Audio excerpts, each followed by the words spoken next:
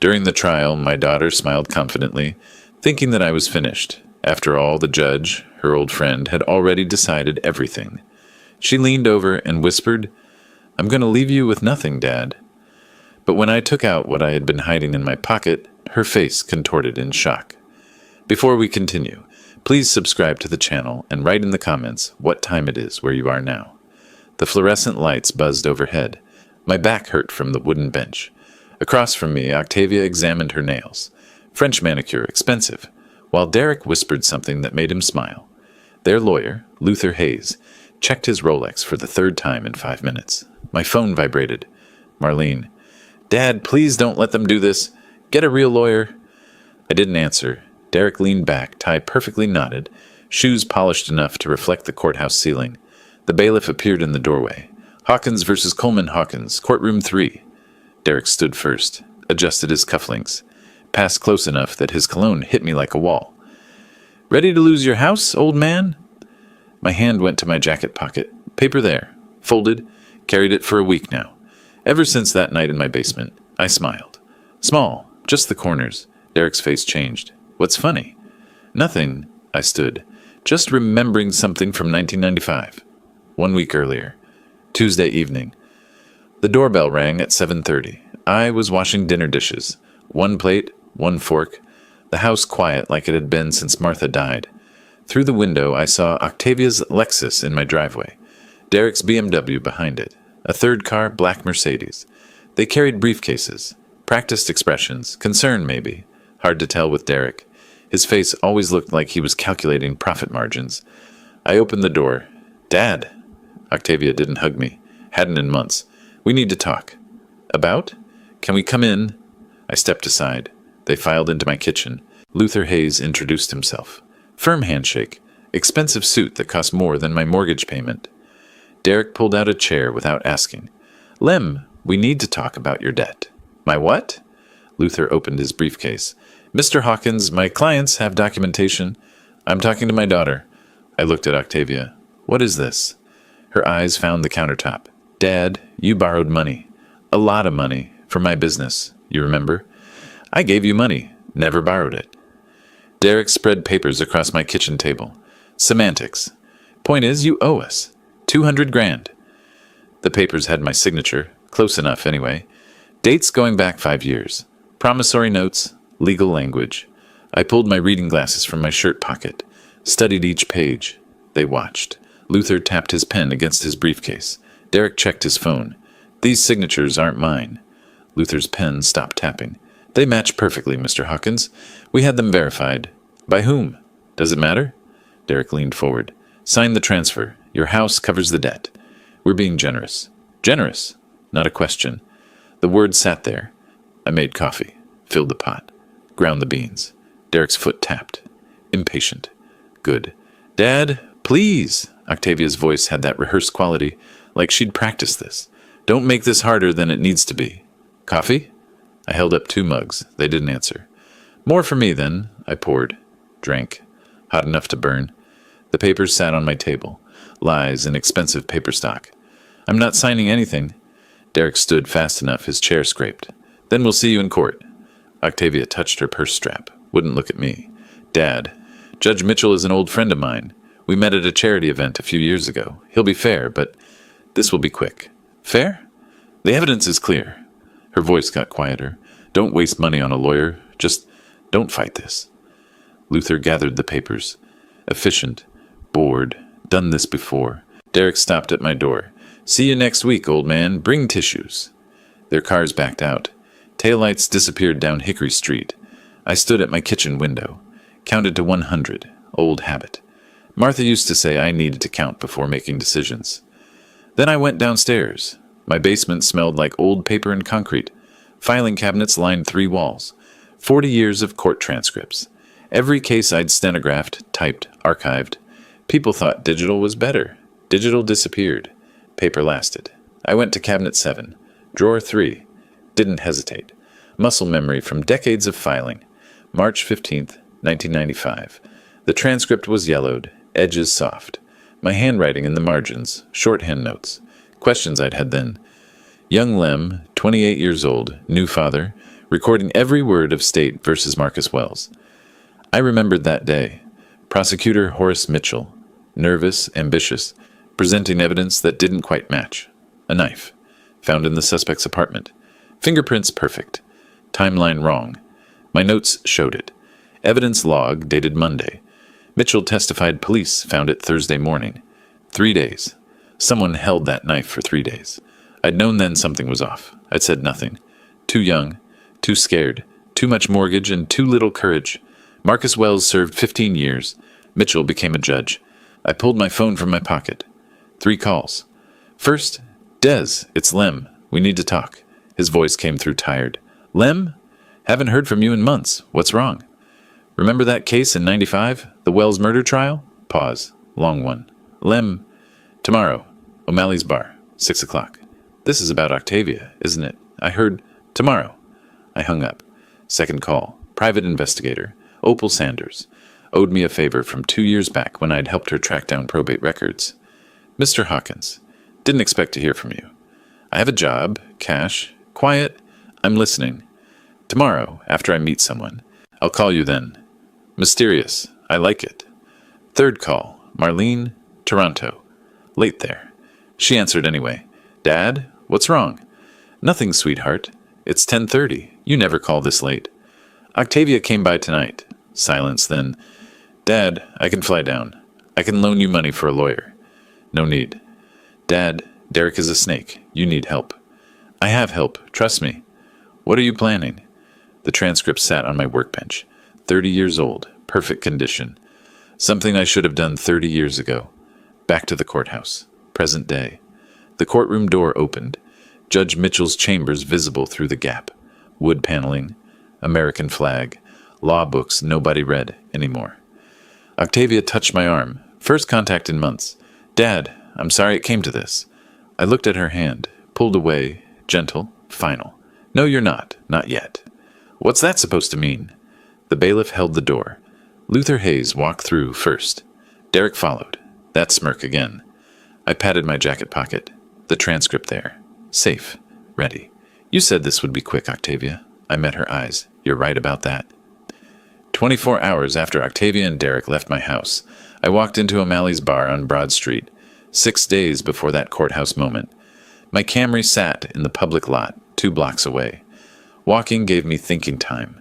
The leather messenger bag pulled at my shoulder, heavy with the transcript, my notebook, the weight of 30 years. O'Malley's looked the same as 40 years ago. Wood paneling dark with age. Irish memorabilia covering every wall. Regulars on their stools like fixtures. Hank at the far end, nursing his beer. Same stool since 1995. Des sat in the back booth, already there. Always punctual, both of us. Court stenographer habits die hard. You look terrible, he said. Thanks. Whiskey. Since when do you drink? Since yesterday, when my daughter tried to steal my house. Des's face did that thing. Sympathy mixed with something else. Sue from the courthouse had talked. Small town. Everyone knew everything eventually. I heard. I'm sorry, Lem. Don't be. I set the messenger bag on the table. I'm not. The bartender brought my Jameson. Neat. Rare for me. Des watched me drink. His bowling league jacket smelled like Thunder Alley lanes, cigarette smoke and floor wax. I pulled out the transcript, slid it across the booth. Des put on his wire-rimmed glasses. Gray hair caught the dim light. 71 years old. Still sharp. Still saw everything. His face went pale. Lem, where did you get this? I typed every word. March 15th, 1995. State versus Marcus Wells. He flipped pages. Slow. Careful. His finger traced my margin notes. The questions. The timeline that didn't work. These notes. You're saying Mitchell fabricated? I'm saying the timeline doesn't work. Evidence logged Monday. Found Thursday. Mitchell testified he was present when they found it Thursday morning. That's... Des's voice dropped. That's evidence tampering. That's a felony. Yes. Marcus Wells. Des removed his glasses, rubbed his eyes. I remember that case. He did 15 years. Innocent. The word hung there, heavy, final. Des drank his beer, set it down carefully. Why didn't you report this? 30 years ago. My hand found the glass. Second drink. My hands don't shake, except once, just then. I steadied it. I was 28, Des. Octavia was 2. I had a mortgage. I convinced myself maybe I was wrong. Maybe I misread the log. But you kept the transcript. I kept everything. Every transcript, every case. I finished the whiskey, because part of me knew. Someday, you couldn't have known it would matter like this. No, but I'm glad I kept it. The glass was empty. Good. Universe has a dark sense of humor. Des turned pages, reading my notes again. Stenographer's shorthand. Codes only we understood. Court language, evidence language. The language of people who recorded truth for a living. Lem, this is nuclear. You could end Mitchell's career. I know. You could also get yourself in trouble. Why did you keep evidence of a crime? It's not evidence. It's my work notes. Perfectly legal. He smiled. Finally. Small one. You sneaky old bastard. I learned from the best lawyers, including you. I pulled out my notebook. Same brand I'd used 40 years ago. Spiral bound, mechanical pencil. Started writing questions. Connecting dots. Here's what I don't understand, I said. Why is Mitchell helping Octavia? Maybe he really is an old friend. No, judges don't risk their careers for friends' civil cases. There's something else. Derek? Has to be. Mitchell's what, 65? Respectable. Careful. Why would he tank his reputation? Des leaned back. The booth creaked. Unless someone's forcing him. Exactly. Derek knows something, or has something. So you need to find out what? I wrote Derek's name in my notebook. Drew a line to Mitchell's. Question mark between them. I called Opal Sanders this morning. Des's eyebrows went up. The PI? She still owe you that favor? She does. She starts digging tomorrow. Derek and Mitchell. What connects them? She reliable? She's 29, drives a beat-up Honda, lives on Red Bull and Spite. I closed my notebook. She once tailed a cheating husband for 3 days in a clown costume because it was the only disguise she had. But she found out he had 2 other families in 2 other states. So yes, Des. She's reliable. He laughed. First real sound that cut through the bar noise. Hank glanced over, looked back at his beer. We talked logistics, timeline, court in 6 days. Mitchell presiding. No conflicts of interest declared. Because Octavia was his friend, not his blackmailer's partner. My hand went across the table. Gripped Des's wrist. Rare contact. He noticed. Don't tell Marlene, I said. She'll worry. Lem, promise me. He nodded. I released his wrist. Picked up the transcript. Handled it like glass. Precious. Dangerous. Been protecting it for 3 decades. Waiting without knowing I was waiting. You know what kills me? I said. I was sitting on this bomb for 30 years, and my daughter picked the worst possible judge to threaten me in front of. If Derek's the mastermind he thinks he is, he should have done his research. Then again, he calls me old man like it's an insult. Des smiled. Old means you remember.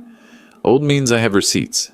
Hank shifted on his stool, closer to our booth, pretending to read the menu he'd memorized in 1990. The Wells case, I said, quieter. March 95. Terrible thing. Hank's head turned, just slightly. My stomach dropped. You know they let him out eventually, Hank called over. Saw it in the Chronicle, DNA or something. Innocent the whole time. Terrible thing. I froze. Des's eyes widened. Yeah, I said. Casual. Forced. Terrible. Hank returned to his beer, but the damage was done. Small town, small bar. People remembered. People talked. Des leaned close, whispered, You need to be more careful. If word gets to Mitchell, you're asking about that case. I know.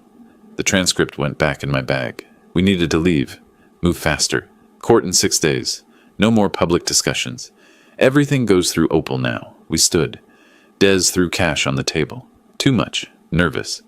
We walked toward the door. My phone buzzed. Text message. Unknown number. I opened it. My face must have changed. Des grabbed my arm. What? I showed him the screen. Photo. Recent. Derek and Judge Mitchell. Together. Mitchell's chambers. Mitchell handing Derek a document. Both smiling. Comfortable, familiar. Timestamp. Yesterday. The day after Octavia and Derek threatened me. Below the photo. Thought you should see this. You have friends. OS. Opal Sanders. Already working. Already finding things. Des stared at the photo. Lem, Derek's in the judge's chambers the day after threatening you. That's not just suspicious. That's confirmation. My voice came out flat. Calm. The opposite of what I felt. Mitchell's not helping Octavia. He's helping Derek. And whatever Derek has on him, it's big enough to risk everything. My phone buzzed again. Another text from Opal. There's more. Call me tonight. Private. This goes deeper than you think. I stood in O'Malley's doorway, the bar noise behind me. Augusta night ahead. My daughter wasn't the mastermind. She was another victim, and Derek's game was more dangerous than anyone knew. I called Opal Sanders from my Camry. Engine off. Street lights cast orange through the windshield. Des sat in his car 3 spots over, waiting, making sure I got home safe. Old friend habits. She answered on the first ring. Mr. Hawkins, that photo is just the start. What else did you find? Derek Coleman, sealed criminal record, 2018, Richmond County. My hand tightened on the phone. Sealed by whom? Take a wild guess. Judge Horace Mitchell signed the order. The pieces clicked. So Derek has leverage. Bingo! I'm pulling the case file tomorrow. Won't be easy. Sealed records are sealed. But I have a friend in the clerk's office. How much do I owe you for this? You got my brother's DUI dismissed in 2019. Testified about chain of custody errors. Remember? I remembered. Young kid, 22, stupid mistake. My testimony about the evidence log saved him. Then we're even. Well, getting there. We talked for 45 minutes. She'd been staking out Mitchell's courthouse office since morning. Watched Derek arrive at 2, stay 90 minutes, leave with a folder. She ran preliminary backgrounds. Derek's sealed case, his financials, his connections. There's more, she said. That charity gala in 2022, where Octavia supposedly met Mitchell by chance? What about it? Derek donated $5,000. Unusual for a mid-level realtor. He specifically requested a table near Mitchell. My breath caught. He planned it. 3 years ago. Whatever he's doing, he's been working it for a long time. I drove home. 20 minutes through empty Augusta streets. My house looked smaller somehow. Darker. I parked in the driveway and sat there. Tomorrow I'd start building the case. Tonight, I just needed to breathe. Morning came at 5. No sleep. I went downstairs. My basement became a war room. I pulled the old corkboard from behind the filing cabinets, propped it against the wall, started pinning documents. Timeline in blue marker across the top. 1995. Wells case. 2005. Mitchell becomes judge. 2018. Derek's sealed case. 2022. Derek introduces Octavia to Mitchell. 2025. Present. Yellow sticky notes with questions. Red string connecting events. Actual string. I looked like a conspiracy theorist or a TV detective. Difference being my conspiracy was real, and I had receipts. 30 years of receipts. I briefly considered adding photos of Derek with a red X through his face, but that seemed dramatic. I settled for a printout of his smug LinkedIn profile photo instead. Same effect. The stenographer part of my brain loved this. Visual patterns, connections, timeline inconsistencies jumping out in red string. My phone buzzed. Email from Opal. Subject line, you'll want to sit down. I sat. The email had attachments. Security footage stills from the 2022 gala. Derek approaching Mitchell deliberately. Octavia introduced minutes later. It wasn't chance. It was choreographed. But why? What was Derek's endgame 3 years ago? I printed everything, added it to the wall, stepped back. The pattern was there. I just couldn't see all of it yet. That afternoon, I drove to Waffle House on Gordon Highway. 15 minutes. Marcus Wells sat in a corner booth. Coffee already cold in front of him. He looked 70. He was 55. Prison does that. You're the stenographer? His voice was rough. From my trial. I was. I'm sorry, Mr. Wells. Sorry? You knew Mitchell lied? I suspected. The timeline didn't match. But I was 28. New father. Mortgage. The word stuck. I didn't have proof. Just notes. I did 15 years. I know. And I can't give you those years back. But I can help you get justice now. Wells laughed. Bitter sound. Justice? Man's a judge now. Untouchable. Not if we do this right. He's dirty. Was dirty then, is dirty now. And now he's helping someone steal my house. Karma's a funny thing. I slid the transcript across the table. He read my margin notes slowly. His hands shook. What do you need? You're the victim. The proof Mitchell fabricates evidence. When the time comes, I need you to tell your story. Publicly. When? Soon? He studied me, evaluating. Why should I trust you? You stayed quiet for 30 years. Fair question. Because I'm not asking you to trust me. I'm asking you to trust yourself. You know what happened. You know Mitchell lied. Help me prove it. Wells folded the transcript, pushed it back. Keep it safe, and when you're ready, I'll be there. The next morning, I visited a strip mall across town. Carl Pitts' law office sat between a nail salon and a vape shop. Water stain on the ceiling shaped like Florida. Carl's law degree hung crooked. Correspondence school. Mr. Hawkins, he stood nervous. Have a seat. His desk was cluttered.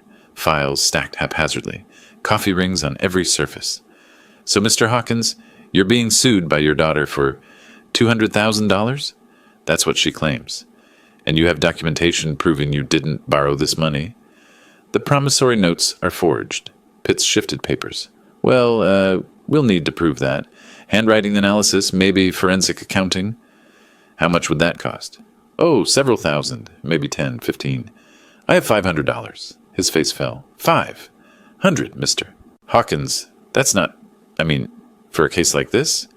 Can you represent me or not? He deflated, completely. Yes. But I have to be honest. Against Luther Hayes, this will be difficult. I understand. Do your best. I was paying this man to lose my case, and I still felt like I might be overpaying. The water stain judged me silently. That evening, Marlene called, practically screaming. Dad, I Googled Carl Pitts. He has a 2-star rating on Yelp. Since when do lawyers have Yelp ratings? Since forever. Dad, he lost 12 out of 14 cases last year. Those were DUIs. Exactly. He loses DUIs. How is he going to handle property law against Luther Hayes? Marlene, I can loan you money. $20,000. Get a real lawyer. No. Dad, you're being stubborn. This is your house. Where will you live? Trust me, sweetheart. That's what you keep saying, but have I ever let you down? Quieter now. No. Then trust me now. Please. She hung up. Not angry. Just scared. I didn't blame her. Downtown Augusta. Rita Chen's notary office. 5th floor of an old building that smelled like coffee and copy toner. Rita was 60-something. Stern. Glasses on a chain. Took her job seriously. I laid the 1995 transcript on her desk. My stenographer's certification from that era beside it. Mr. Hawkins, this is 30 years old. I made that copy in 1995. It was legal then. Stenographers kept working copies. And you've had it since? In my basement. Every transcript I ever made. I never throw anything away. She examined my certification. My signature from 3 decades ago. The transcript pages. This could be explosive if it proves a judge fabricated evidence. Yes. Rita stamped the document. Official seal. I'm notarizing that this appears to be a legitimate court transcript copy, and that you've provided your certification ID from 1995. What you do with it is up to me. Thank you, Rita. Thursday evening. Bowling alley. Des was horrified. Carl Pitts. You hired Carl Pitts. I did. The man who once showed up to court with his fly unzipped. Was it unzipped the whole time? Lem, this isn't funny. It's a little funny, but it's necessary. Explain. I set down my bowling ball. If I hire a good lawyer, I might actually win the case, or draw it out, or settle. And that's bad? That's incomplete. I don't want to beat Octavia in civil court. I want to expose why Mitchell is helping Derek. I need Mitchell confident, smug, making mistakes. Understanding dawned in his eyes. So you're going to lose. Spectacularly. And when Mitchell thinks he's won, when Derek thinks he's safe, when Octavia thinks I'm defeated, you pull the transcript. I pull the transcript. But something bothered me.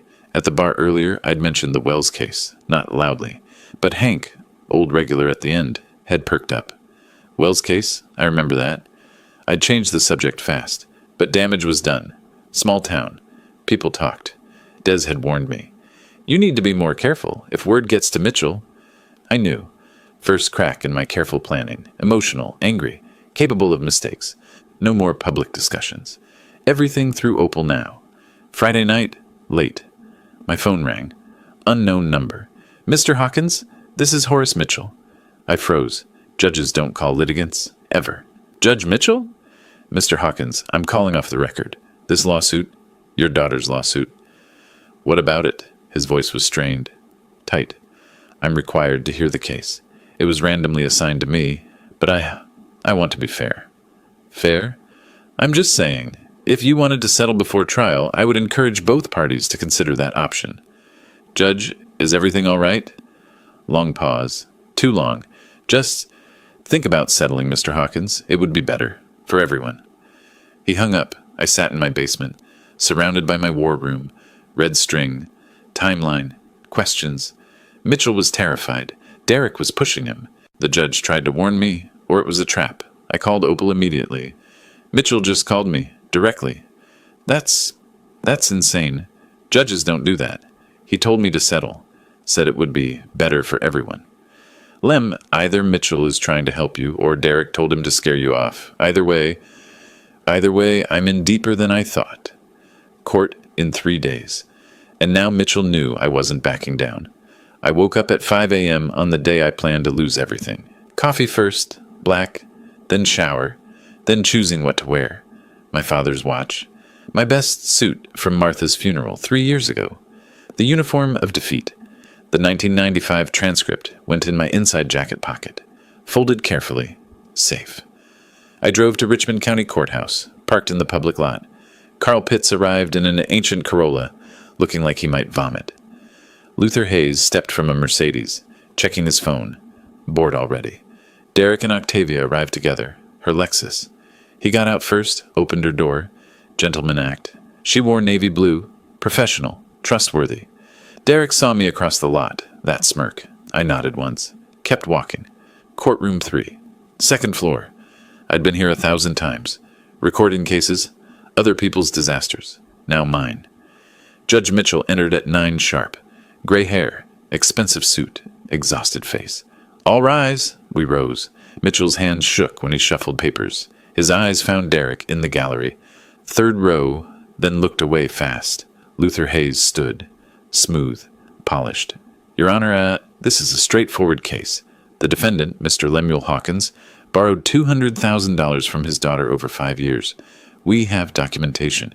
We have bank records. We have Mr. Hawkins' own signed promissory notes promising repayment. He displayed documents on a screen. Blown up. My alleged signature. Dates. Amounts. The total debt is $200,000. Ms. Coleman Hawkins has been patient. She's been understanding. She's been generous. But her father has refused every request for repayment. She has no choice but to seek legal remedy. Perfect delivery. Practiced. Convincing. Mitchell looked at Carl Pitts. Mr. Pitts, your opening. Carl stood, papers shaking in his hands. Yes, Your Honor. My client, Mr. Hawkins, he maintains that these signatures are not authentic. He gave money to his daughter. He didn't borrow it. Mitchell leaned forward. Do you have evidence of forgery? We would need to hire an expert. Do you have an expert? Not at this time. Then sit down, Mr. Pitts. Carl sat, deflated. I patted his arm. You're doing fine. He looked like he might cry. Luther Hayes called Octavia to the stand. She took the oath. Sat. Composed. Ready. Ms. Coleman Hawkins, when did you first loan your father money? In 2020. February. He called me, said his pension wasn't enough for repairs on his house. The roof was leaking. How much did you loan him? $15,000. And did he promise to repay you? Yes. He signed a note. Hayes showed the document. That's his signature. Did he repay you? She shook her head. No. 6 months later, he called again. Said he needed money for medical bills. I sent $25,000. Over 5 years, how many times did he borrow money? 12 times. Always with a reason, always with a promise. And the total? $200,000. Did he repay any of it? Nothing. When I asked, he became angry. He said I was ungrateful, that he raised me, paid for my college. I owed him. I watched her. She didn't look at me once. Not once. Hayes thanked her, sat down. Carl Pitts stood for cross-examination. Slow, uncertain. Ms. Coleman Hawkins, isn't it true that you asked your father to invest in your boutique? He volunteered, but you asked him. He offered, as a loan, with the understanding he'd be repaid. Do you have documentation of that understanding? Yes. The promissory notes. What if I told you those signatures don't match? Hayes shot up. Objection, speculation. Mr. Pitts has no expert testimony. Mitchell didn't hesitate. Sustained. Mr. Pitts, do you have actual evidence? No, Your Honor. Then move on or sit down. Carl sat. No further questions, I whispered to him. Don't try too hard. He looked at me. Confused. Lost. Lunch recess. Noon. I bought coffee from the courthouse caf, sipped it slowly, checked my phone. Derek was nodding so hard during Octavia's testimony, I worried about whiplash. The irony of a con man calling me manipulative wasn't lost on anyone with a functioning brain. Unfortunately, Judge Mitchell seemed to have misplaced his. Octavia approached, alone at first, navy suit, expensive shoes. Dad, please, sign the deed. This doesn't have to get worse. Worse for whom? For you. Judge Mitchell is going to rule against you. I know you think... You know what I think? I know you're stubborn, but this is over. Just accept it. Derek appeared, smiled. Listen to your smart daughter, old man. Old man, you keep saying that. Because it's true. You're old, confused. You probably don't even remember borrowing the money. My memory is excellent, Derek. Really? Then you remember signing these? He waved a promissory note. I remember a lot of things. From a lot of years. Octavia's face changed, just slightly. Dad, what does that mean? It means I'm not as helpless as you think. Derek laughed. Helpless? You hired Carl Pitts. You are helpless. Maybe. Or maybe I know exactly what I'm doing. Then what are you doing? My hand touched my jacket pocket. The transcript there. Safe. Derek's eyes followed the movement. Locked on my pocket. I dropped my hand. Too late. Waiting, I said. Waiting for what? You'll see. Afternoon session. Mitchell requested all parties empty pockets. Any recording devices, per court rules. Unusual. Very unusual. I put my keys, wallet, phone on the defendant's table. The transcript stayed in my inside jacket pocket. Technically internal, not a pocket. But Derek watched. Close. Suspicious. I'd underestimated him. He wasn't just a con man. He was observant. Careful. This would be harder than I thought. Court adjourned at 4. Tomorrow, closing arguments and ruling. People filed out. I packed Carl's useless briefcase. Slow. Last to leave. Luther Hayes stopped. Mr. Hawkins, you should seriously consider settling. The judge will rule against you tomorrow. Save yourself the formal loss. I nodded, said nothing. He left. I reached the courtroom door. Judge Mitchell's voice stopped me. Mr. Hawkins, a moment. I turned. Mitchell stood at his bench, robe still on, looking older than 65. Close the door. I closed it. The bailiff stepped out. We were alone. I want you to know, this isn't personal, isn't it? I'm following the evidence, the law. Of course you are. Pause. Heavy. You seem very calm for a man about to lose his home. Do I? Most people in your position would be angry, desperate. I'm not most people. Mitchell studied me. No, you're not. You were a court stenographer. 40 years. 39 years and 8 months, but yes. Then you've seen a lot of cases. Thousands. Seen a lot of judges. Good ones, bad ones, and everything in between. His voice dropped, barely audible. What kind am I? I looked at him. Really looked. Saw the man behind the robe. Trapped. Scared. Guilty. You were a good prosecutor once, Horace. 1995. State versus Marcus Wells. Remember that case? His face went white. Absolutely white. His hand gripped the bench edge. I was the stenographer. I remember it very well, every word. Get out. See you tomorrow, Judge. I walked out, left him frozen. In the hallway, my phone buzzed. Opal Sanders. Got the 2018 file. You need to see this. Now. Tomorrow would be interesting. I slept 4 hours. Enough. Spent the rest of the night reading Opal's file on Derek's 2018 case. Now I understood everything. Court reconvened at 9. Same seat. Same defendant's table. Same worn transcript in my inside jacket pocket. Mitchell entered. Looked worse than yesterday. Gray, exhausted, trapped. Luther Hayes stood for closing. Your Honor, the evidence is clear. The defendant owes my client $200,000. We request immediate judgment. Carl Pitts tried. God love him, he tried. Your Honor, my client maintains his innocence, but we have no evidence to counter. Mitchell nodded, lifted his prepared statement. Having reviewed the evidence, the promissory notes, the testimony, I stood. Mitchell stopped mid-sentence. Mr. Hawkins? Your Honor, I have one question for the plaintiff. This is highly irregular. I've heard testimony. One question. That's all I ask. Mitchell paused. calculation behind tired eyes. Maybe he thought I'd embarrass myself. Maybe some part of him wanted to delay the inevitable. One question, Mr. Hawkins. Then I'm ruling. Octavia returned to the witness stand, confused but confident. Derek whispered something encouraging from the gallery. She smoothed her navy suit. I kept professional distance. Octavia, do you really believe Judge Mitchell is helping you out of friendship? What? I don't... What kind of question is that? A simple one. You said he's an old friend that you met at a charity event 3 years ago. Yes, and did you ever wonder why a respected judge would risk his reputation to help you win a civil case? Luther Hayes shot up. Objection. Relevance. Sustained.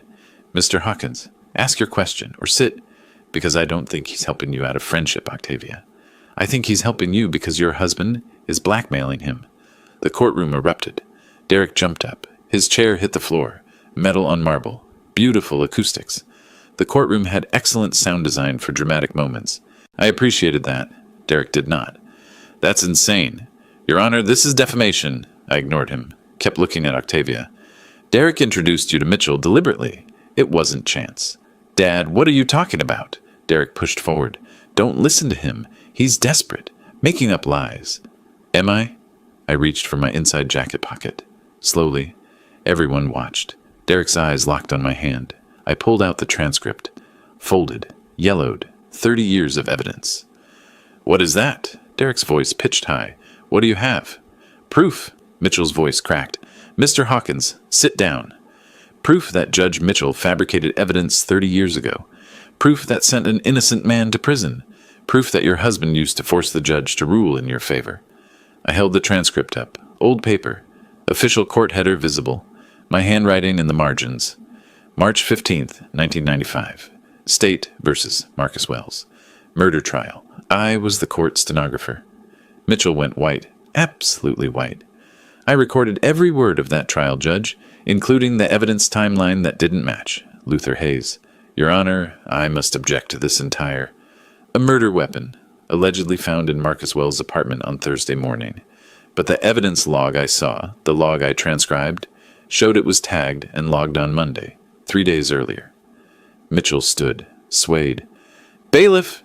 Someone held that weapon for 3 days. Someone added Wells' fingerprints. Someone fabricated evidence. And that someone was prosecutor Horace Mitchell. Derek screamed. This is all speculation. He has no proof. I looked at the back row. I have 30 years of proof. My notes, my observations, my sworn testimony as an officer of the court. Marcus Wells stood, slow, deliberate. I'm Marcus Wells. The courtroom went silent, actually silent. I spent 15 years in Georgia State Prison for a murder I didn't commit. 15 years. My wife left. My children grew up without me. My mother died while I was inside. Mitchell sat down heavily, like his legs gave out. You did that, Judge Mitchell. When you were a prosecutor, you put me there with your lies, Octavia whispered. Dad, is this true? It's true, every word, and I can prove it. Derek turned to her, desperate. Don't believe him. Your father is manipulating you. This is crazy. Is it? Is it crazy, or did you know about this? Baby, Did you know?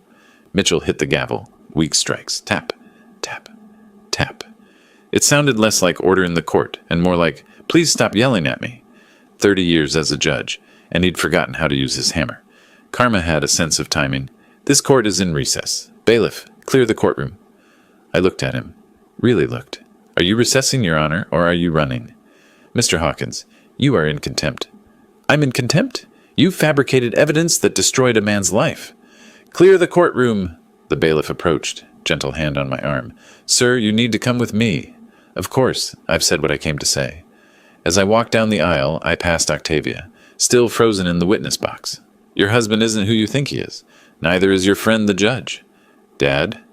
And those promissory notes? Check the signatures yourself, Octavia. Really look at them. The hallway buzzed, lawyers whispering. Someone had photographed the transcript through courtroom windows. Marcus Wells followed me out. We stood together, didn't speak, just shared a nod.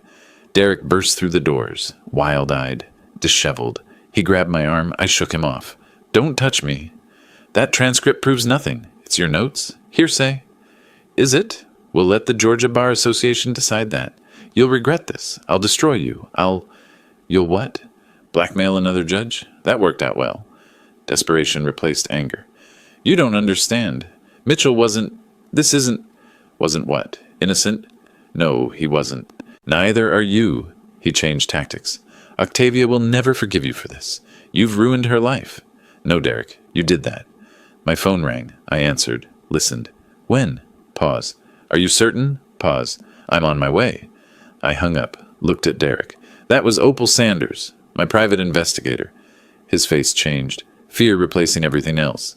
She's at your house in Atlanta. Your other house. Where your other family lives. Derek went white. Stumbled backward against the wall. Did you really think I wouldn't find out? I walked away. Left him collapsed there. Marcus Wells followed. Behind us, through the courtroom windows, Octavia emerged. She saw Derek's state. Stopped. Confused. She didn't know yet. But she was about to learn everything. 20 minutes later, I stood in the courthouse hallway, holding my phone. Derek crumpled against the wall 10 feet away, looking like he'd been hit by a truck. He had been, just not the kind with wheels. Mitchell's secretary approached, nervous. Judge Mitchell requests all parties in chambers, immediately. Derek barely stood. Octavia appeared from somewhere, mascara smudged, face blank. Luther Hayes materialized, already calculating exit strategies. Carl Pitts followed like a confused puppy. We filed into Mitchell's chambers. Wood paneling, law books nobody read, photos of the judge with politicians who'd abandon him tomorrow. Mitchell sat behind his desk, still in his robe, hands shaking. He spoke before anyone else could. I'll resign within 30 days. I'll refer Marcus Wells to the GBI. I'll dismiss your case immediately, with prejudice. Just, what else do you want? I blinked. That's it? What else is there? My career's over. My reputation is destroyed. You've won, Mr. Hawkins. I didn't want to win, Judge. I wanted justice. Justice. Bitter laugh. I don't even know what that means anymore. I pulled out more papers, laid them on his desk, methodical, organized. These are phone records, calls and texts between Derek and Judge Mitchell. 6 months of correspondence. Luther Hayes read over my shoulder. His face did calculations faster than a Wall Street computer. Client scandal plus public exposure plus his firm's name in tomorrow's headlines equaled time to distance himself. I watched him scoot his chair an inch away from Octavia. Subtle, professional, cowardly. Text from Derek Coleman, January 15th. I know about Marcus Wells, 1995. Evidence problems. Want me to keep quiet? Your response, Judge. What do you want? Derek found his voice. Those could be fake. Anyone can fake text records. Shall we get a warrant for your phone? Check the originals? Silence. Octavia took the pages from Hayes. Read slowly. Her face transformed. Make sure the old man loses everything. You wrote that. About my father. Baby, you don't understand the context. What context makes that okay? He was trying to ruin your business. I was protecting you. By blackmailing a judge? I didn't blackmail anyone, I read aloud. Do this or the Wells case becomes public. Your choice, Judge. That's March 3rd. Definition of blackmail. Mitchell's voice, barely audible. He found out during his own case. 2018. Real estate fraud charges in my court. He was looking for ways to... and he found Wells. Derek rounded on him. This is your fault. If you just ruled for Octavia like you promised... Like I promised, you threatened me. You forced me. You came cheap for a judge. One mistake from 30 years ago and you folded like paper. My mistake sent a man to prison for 15 years. And my leverage got you to do the right thing. Octavia deserved that house. Octavia stood. No, I didn't. The signatures were fake. You forged them, didn't you? Didn't you? Derek caught. Trapped. You needed to believe? You forged my father's signature. You faked the promissory notes. You dragged me into court to lie for you. For us! For our future! We don't have a future. Luther Hayes stood. Mr. Coleman, I'm withdrawing as counsel, effective immediately. You can't do that. I absolutely can, and I am. Good luck. He moved faster than I'd ever seen a lawyer move without hourly billing involved. The door practically left scorch marks. I respected his survival instincts. Rats, sinking ships, and all that. He'd probably bill Octavia for the exit. Octavia held her phone, searching something. Her face went through stages. Confusion, comprehension, devastation. Derek, who is Heather Morrison? He paled. Who? I don't... 2847 Riverside Drive, Atlanta. House in your name and hers. Who is she? That's business. It's complicated. Is she your wife? No. God, no. She showed him her phone screen. Then why are there photos of you two at a wedding? From 2017? Long silence. Heavy. Crushing. Octavia, I can explain. You're married to her. It's not a real marriage. It was for tax purposes.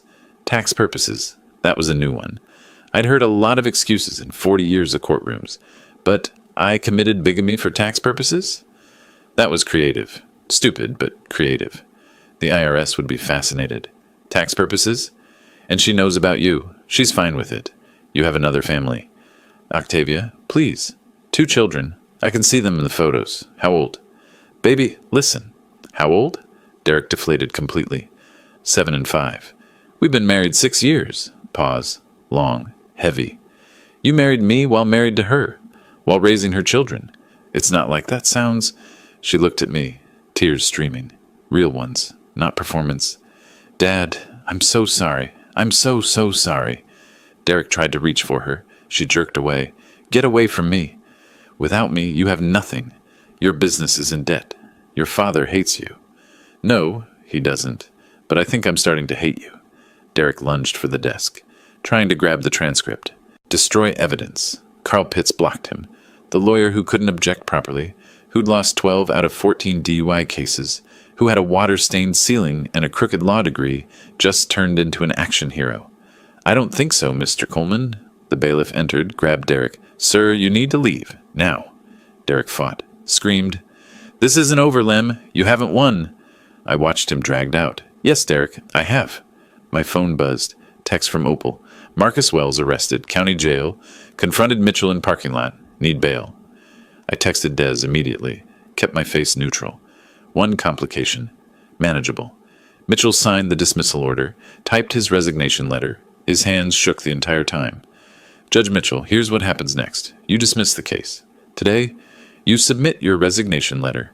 Tomorrow, you cooperate fully with the GBI investigation. And if I do all that, then I don't send this transcript to every newspaper in Georgia? You're blackmailing me. No, Judge, I'm giving you a choice. Something you never gave Marcus Wells. He nodded. Broken. I'll do it. All of it. Parking lot. Late afternoon. I was exhausted. Victorious. Done. My phone rang. Unknown number. Mr. Hawkins? This is Heather Morrison, Derek's other wife. I stopped walking. Ms. Morrison, I'm surprised to hear from you. I bet. Look, I heard what happened in court today. Someone posted about it online already, and I need you to know something. What's that? Derek didn't just scam you and the judge. He scammed me too. The house in Atlanta. He took out a second mortgage I didn't know about. He's been stealing from both families. I'm sorry to hear that. Don't be sorry. Be ready. Because Derek, when he's cornered, he gets dangerous. I've seen it. And right now, he has nothing left to lose. What are you saying? I'm saying watch your back. Derek isn't going to just let this go. Just be careful, Mr. Hawkins. She hung up. I reached my Camry, unlocked it, walked around it once, checking. Nothing. I got in, started the engine, pulled out. In my rearview mirror, Derek's car, 3 rows back. Derek in the driver's seat, watching me, not moving, just watching. I'd won in court. I'd exposed Mitchell. I'd saved my house. But Heather Morrison was right. This wasn't over. 3 days passed. Mitchell's resignation made the front page. Derek vanished. Octavia. I didn't know where she was. Until my doorbell rang at 2 a.m. I'd been in my kitchen reviewing documents from Opal. Couldn't sleep. Too wired. I approached the door cautiously. Heather's warning about Derek being dangerous echoed. Through the peephole, Octavia. Destroyed. No makeup. Hair disheveled. Eyes swollen. I opened the door. She collapsed into a chair, could barely speak. Dad, I didn't know. I swear I didn't know about any of it. You didn't want to know, Octavia. There's a difference. I made coffee. Old habit. But my face stayed hard. She told me about Derek's counterattacks. False police report claiming I threatened him. Stalked him. His new lawyer pushing Augusta PD to investigate. Restraining order talk. He emptied our accounts. Every business account. Personal savings. Everything. $320,000. I can't make payroll. Can't pay rent. Each revelation made me angrier. Not at her. At Derek's vindictiveness. He's been calling my clients, telling them I'm mentally unstable, that I'm lying, that I'm covering up crimes. My vendors are cutting ties. Come downstairs. My basement. Investigation wall. 3 years of Derek's manipulation laid out in colored string and documents. Octavia stared. When did you... How long have you known? About Derek and Mitchell? 2 weeks. About Derek being a snake? Much longer. Why didn't you tell me? Would you have believed me? Pause. Heavy. No. Exactly. She traced the timeline. The charity gala. The business loans. The lawsuit. All connected. He played me from the beginning. Yes, he did. I showed her everything. Phone records. Property transactions. The sealed 2018 case. Then Atlanta. Derek's other family. Other house. Other life. She ran to the bathroom. Threw up. When she emerged, she was different. Harder. Angrier. Octavia, there's something you need to understand. You committed perjury. Her face went white. What? No, I just testified. You testified under oath. You swore those promissory notes were real. You said my signatures were authentic. That's a felony. 2 to 10 years. But I didn't know they were fake. Did you check? Did you verify? Or did you just believe Derek? Silence. She hadn't checked. Believed her husband over her father. The DA could charge you tomorrow. Mitchell's case is getting major attention. They'll want everyone involved. What do I do? That depends. Are you ready to tell the truth? At 4 a.m., my landline rang. Heather Morrison. I put it on speaker. Mr. Hawkins, Derek called me. He's panicking. He asked me to lie for him, give him an alibi. He wants me to take the kids and leave the country with him. Said he has $300,000 in cash. Octavia's stolen money. Heather emailed an audio file. We listened. Derek begging his other wife to run away with him, promising her the money he stole from Octavia. Octavia's face hardened completely. I'll help you destroy him. Morning came. We sat at my kitchen table. Planning. Really planning together for first time in years. My phone rang. Marcus Wells. Mr. Hawkins, I heard Derek emptied your daughter's accounts. I think I know where some of that money is. Wells had been watching Derek for months. Saw him making deposits at a check cashing place on Broad Street. Had photos, timestamps. I want to help. Derek profited from what Mitchell did to me.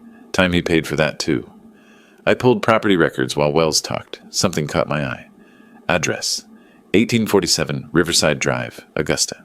Derek purchased it in 2019 from W Family Trust. I checked my notes. Wells' family address. Marcus, did Derek buy your family's house? Long pause. How did you know? Property records, $45,000. It was worth $200,000. My mother was desperate. Sick. I was in prison. Derek took advantage. Octavia stared at the deed. He bought your house? He profited from Mitchell's crime against me. Then he used that crime to blackmail Mitchell. The cruelty was breathtaking. Wells arrived an hour later, shook Octavia's hand. Let's get him. We worked through morning, drafting Octavia's statement, gathering evidence, contacting the DA. I went to my basement alone, pulled a photo from my desk drawer. Octavia, at age 7, gap-toothed smile, holding my hand at the beach. I stood there holding that picture. For the first time since this started, I wondered if I'd gone too far. Octavia was going to confess to perjury, might face charges, had lost her business, her marriage, her reputation, everything gone. Because I'd set this in motion. What if I'd just let them take the house? I looked at my investigation wall.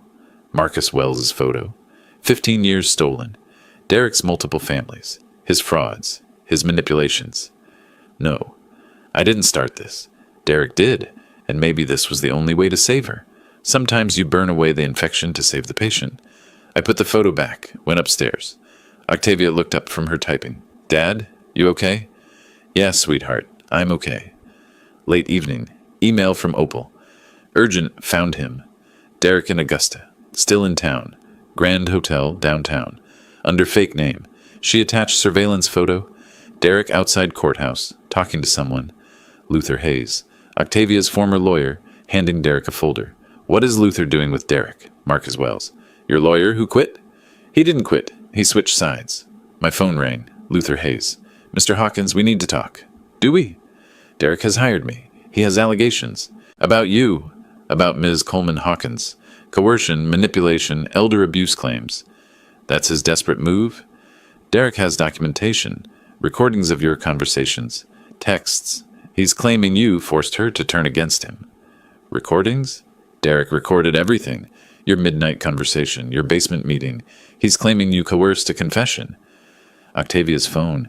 Derek had installed spyware months ago. Oh my God, he's been listening to everything. I looked at Marcus Wells, at Octavia, at our evidence. Derek knew our entire plan. So what do we do? I smiled slightly. We move faster. We go public tomorrow, before he can file anything. Tomorrow? We're not ready. We're ready enough, and Derek just made his biggest mistake. What mistake? He let us know he was listening, which means we can use that. We sat around my kitchen table, staring at Octavia's phone like it was a bomb. Derek had been listening to everything. We have maybe 12 hours, I said. We move now, not tomorrow. Tonight. The house became a war room, coffee brewing constantly. Marcus Wells calling victim advocacy groups, journalists who covered his exoneration, Octavia typing her statement.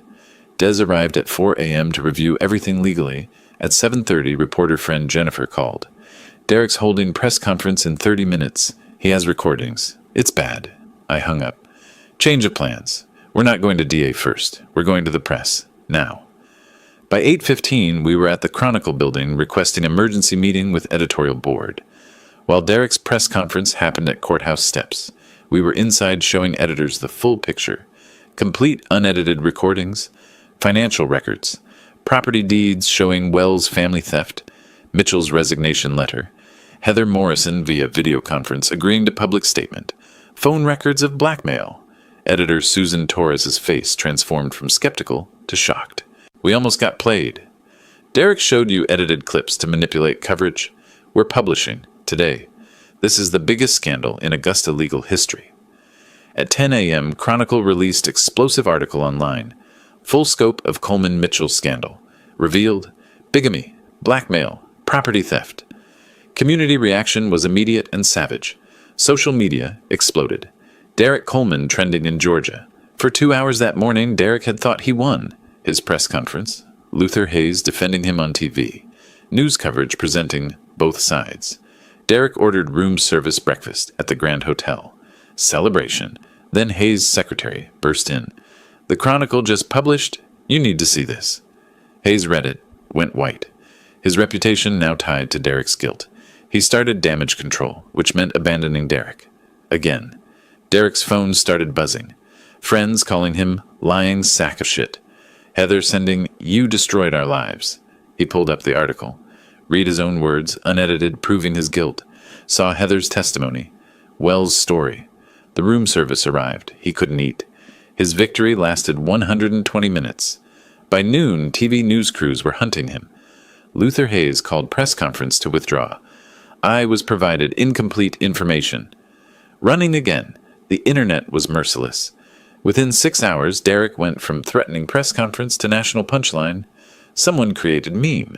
Derek's face with caption, "Got married to second woman for tax purposes. Tax preparers hate this one weird trick."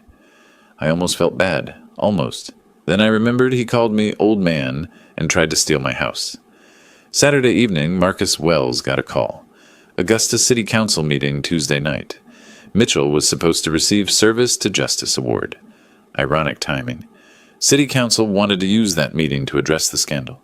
Invited Wells to speak. Lem to present evidence. Public to witness. Derek would be there. Subpoenaed. Everything comes full circle. Hotel staff reported Derek's room was disaster. Furniture blocking door. Multiple whiskey bottles. TV constantly showing news coverage of himself. When manager knocked about checkout, Derek screamed, "Go away! I'm calling my lawyer." "Sir, we need you to leave by tomorrow." "I said go away." He made desperate calls. To Luther Hayes, "You piece of shit, you can't abandon me, I'll sue you." To Heather, 8 voicemails escalating from apologetic to threatening. To Octavia, blocked. Messages didn't deliver. Saturday evening, Derek tried checking out back entrance wearing baseball cap and sunglasses. Reporters spotted him. He retreated. Tried again at 2 a.m. Front desk. "Mr. Coleman, you have outstanding bill." He threw credit card. Declined. Accounts frozen by bank fraud investigation. "I'll bring cash tomorrow." Never did. Mrs. Patterson told her neighbor, "Can you believe Derek Coleman? 2 wives, and that poor Wells man? I always said there was something off about him. You did not? You borrowed his ladder? Sunday evening, relative calm. Derek still hiding. Mitchell disappeared. DA would announce charges Monday. City council meeting Tuesday. My phone rang. Unknown number. Derek's voice. First time since courthouse. Lem, we need to talk. Do we? Face to face. Tomorrow. Just you and me. Why would I do that? Because I have something you want. I already have everything. Your crimes are public. I have the original promissory notes, and I have video of me forging them. Time-stamped, dated, everything. Pause. Why would you record yourself committing crimes? Insurance. I record everything, Lem, including things you don't want public, like Octavia discussing ways to hurt me, like Marcus Wells stalking me, like you and your lawyer discussing ways to destroy me. Meet me tomorrow, noon, Old Tobacco Warehouse on Reynolds Street. Alone, or I release all of it. That's blackmail, Derek. Again. Call it what you want. He hung up. Octavia. Dad, you can't go. It's a trap. Marcus Wells. He's desperate. Dangerous. I know. Des. If he has those recordings, he can release them whether you meet him or not. Maybe. But if he has video of himself forging my signature, that's evidence. Worth the risk. What if he doesn't have anything? Then I'll deal with it. Wells. I'm coming with you. He said alone. I don't care what he said. I've waited 15 years for justice. I'm not letting him hurt you. Monday morning, I loaded my car, small voice recorder in one pocket, the 1995 transcript in the other, still carrying it, still my talisman. I drove toward Reynolds Street, toward confrontation in abandoned warehouse. 40 years transcribing confrontations in courtrooms. Now I was having one in an empty warehouse. The setting changed. The principle stayed the same. Let them talk. Let them reveal themselves. Record every word. The warehouse smelled like rot and abandonment. Pigeons nested in rafters. Windows broken, letting sharp rectangles of light through.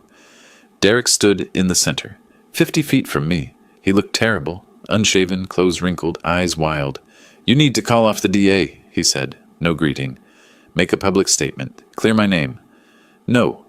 I have recordings. Octavia planning revenge. Wells stalking me. You conspiring. Release whatever you want, Derek. You're still guilty. Of everything. He became unhinged. Started ranting. How I'd forced him to extreme measures. How the house should have been his anyway. How I was vindictive. Cruel. Obsessed. Everything recorded. My pocket device catching every word. Including him admitting he forged my signatures. Police arrived. Des had called them early. Told me later he didn't trust Derek not to get violent. Derek realized he'd confessed on my recording. His face went white. You're under arrest, the officer said. Outstanding warrant. DA had issued it Sunday. Derek screamed threats as they led him away. I watched. Didn't smile. Didn't need to. That evening, city council chambers were packed. Standing room only. TV cameras. Journalists everywhere. I sat front row with Marcus Wells and Des. Octavia sat separately. Middle section. Alone. Mitchell arrived with his attorney. Looked like a ghost. Council President Patricia Simmons gavelled for order. Tonight's agenda has changed. Judge Mitchell was scheduled to receive the Service to Justice Award. In light of recent allegations, we're conducting public inquiry instead. Gasp from gallery. Mitchell's attorney. This is irregular. We weren't properly notified. You were subpoenaed Friday. You're here. That's notification. She called Marcus Wells first. Wells walked to the podium slowly, placed an old photo there, himself at 40, before prison with his children. My name is Marcus Wells. In 1995, I was convicted of murder. I served 15 years in Georgia State Prison. I was innocent. The gallery went silent. The prosecutor who convicted me was Horace Mitchell. He presented evidence, a murder weapon that he claimed was found in my apartment. But that evidence was fabricated. The timeline didn't match. He held up the 1995 transcript. This document proves it, and the man who recorded those facts is here tonight. Lemuel Hawkins. Wells spoke for 20 minutes. His family's collapse. His mother's death. Then the final blow. In 2019, Derek Coleman bought my family's home for $45,000. Worth $200,000. We were desperate. He took advantage. Later, I learned Derek used my case to blackmail Judge Mitchell. The gallery erupted. I was called next. Presented methodically. The transcript with margin notes. evidence timeline discrepancies. Derek's sealed 2018 case. Phone records proving blackmail. Property records showing Wells' family theft. Everything documented, cross-referenced, projected on screen for everyone to see. Mitchell's attorney kept objecting. This is trial by public opinion. Simmons. This is transparency. Continue, Mr. Hawkins. When I finished, Simmons looked at Mitchell. Judge Mitchell, do you dispute Mr. Hawkins' testimony? His attorney. My client declines to testify without immunity guarantees. That's not how this works. Judge Mitchell? Long pause. Then quietly. No, I don't dispute it. It's true. Sensation in the chamber. Mitchell continued. I fabricated evidence in the Wells case. I was young, ambitious. I took shortcuts. An innocent man paid the price. Then Derek Coleman discovered it and blackmailed me. I let him. I rigged Mr. Hawkins' case. All of it. True. Public confession. On camera. His attorney looked horrified. Rear doors opened. Police officers entered. Judge Horace Mitchell, you're under arrest for obstruction of justice, evidence tampering, and judicial corruption. They handcuffed him in front of everyone. 20 years as a judge, ending with cold metal around his wrists. As they led him past Marcus Wells, Wells said quietly, 15 years, Judge. Remember that number. Mitchell nodded. Couldn't look at him. During public comment period, Octavia approached the podium. My name is Octavia Coleman Hawkins. I'm Lemuel Hawkins's daughter. Murmurs, cameras focused. I testified against my father. I believed Derek Coleman. I believe the promissory notes were real. I was wrong. Derek forged those documents. He manipulated me for years. She looked at me. I'm sorry, Dad. I nodded once. Didn't smile. But my eyes softened. Counsel voted unanimously. Criminal prosecution recommended. Formal apology to Marcus Wells. Commendation for my civic courage. Outside, after, Wells shook my hand. No words needed. 15 years stolen. 30 years of guilt. All acknowledged in that handshake. Octavia approached cautiously. Dad? I looked at her. My daughter who'd betrayed me. Who'd just chosen truth over comfort. You did good tonight, Octavia. Not forgiveness, but not rejection either. Possibility. 3 months passed. Summer arrived in Augusta. Hot. Humid July. My basement felt like a cave. Cool. Dark. Safe. Mitchell was formally charged, held without bail. Derek charged with 8 felonies. Trial dates set. Octavia cooperated with the DA, got probation. Her boutique closed. She worked retail at Macy's now. Media circus died down. Life returned to something like normal. Early July evening, I sat on my back porch. Iced tea. Fireflies in the yard. Peaceful. My phone rang. Octavia. First time in 2 weeks. Dad, can I come over? I need to talk. She arrived looking different. No designer clothes. Target jeans. Simple shirt. Hair pulled back. She carried an envelope. We sat at my kitchen table. I made coffee. Old habit. Long silence. I don't know how to start. Start with truth. That's what I taught you. Truth is, I'm ashamed. Of everything. How I treated you. What I believed. Who I became. Derek manipulated you. No. No, Dad. I let him. I wanted to believe him because believing him was easier than questioning why my business was failing. I chose comfort over truth. I chose Derek over you. That's on me. I nodded. I'm sorry. I know sorry isn't enough. I sued you. I testified against you. I called you a manipulator. No, it doesn't erase them. She pushed the envelope across. This is everything I have left. $4,000. From selling my stuff, working, saving. I know you spent retirement money defending yourself. I pushed it back. Keep it. Dad, you need it more than I do. Silence. Octavia, do you understand what you did wrong? Yes. Tell me. Specifically. I trusted money over family. I trusted a man I'd known 6 years over my father who raised me. I didn't ask questions when I should have. I let grief over Mom make me vulnerable, and when you needed me, I turned on you. That's right. All of it. So, what now? Now you live with those choices. You rebuild. And maybe, in time, we rebuild our relationship. But I can't forgive you completely. Not yet. Maybe not ever completely. Some things don't heal all the way, she cried. I understand. But I can give you a chance. To earn back trust. To be my daughter again if that's what you want. I do. More than anything. Then we start small. Sunday dinners. Here. You, me, and your sister when she visits. We talk. We're honest. We see what happens. Sunday dinners? It's a start. Week later, Marlene flew in from Toronto. First time both daughters were at my house together in 5 years. Tension was thick. I made them sit at the kitchen table. Your sisters. You lost your mother. You almost lost your father. Life is too short for this.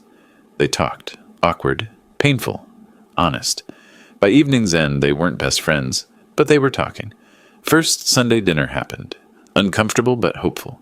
Mail arrived one morning. Letter from Marcus Wells. I opened it on my porch. Georgia had agreed to compensate him for wrongful imprisonment. $140,000 per year served. Total, $2.1 million. Then the surprise. Mr. Hawkins, without you, I'd never have gotten justice. I want to share this victory. Enclosed is a check for $200,000. You earned it. I sat with the check for 2 days. Then I knew what to do. I wrote my own check for $200,000, put it in an envelope with a note. For a fresh start, use it to pay off debts, maybe start small business again someday. But this time, build it honestly, slowly, without debt. Consider it an investment in your future. And a gift from Marcus Wells. His suffering paid for this. Don't waste it. Dad. I mailed it before I could reconsider. Final Sunday dinner of July. Lem, Octavia, Marlene at the kitchen table. Octavia had received the check. Crying. Grateful. Overwhelmed. Dad, this is too much. It's not from me. It's from Wells. And yes, it's too much. That's the point. You lost everything because of Derek. Now you can rebuild. Properly. Marlene. Will you? Rebuild? Octavia. Yes. Slowly. Carefully. Honestly. We ate my pot roast. Mediocre. But they ate it. After dinner, we looked through old photo albums. Before Mom died. When we were happy. Grief and hope mixed together. Not perfect, but real. I sat on my porch watching sunset over Augusta. Phone quiet in my lap. Iced tea sweating in Georgia heat. The house was mine. My daughters were talking again. Marcus Wells had his compensation. Mitchell and Derek were facing justice. It wasn't a perfect ending. Some things stay broken even after you fix them. But it was a fair ending. And sometimes, fair is enough. If you like this story, please like this video. Subscribe to the channel, and share your impressions of this story in the comments. To listen to the next story, click on the box on the left. Thank you for watching.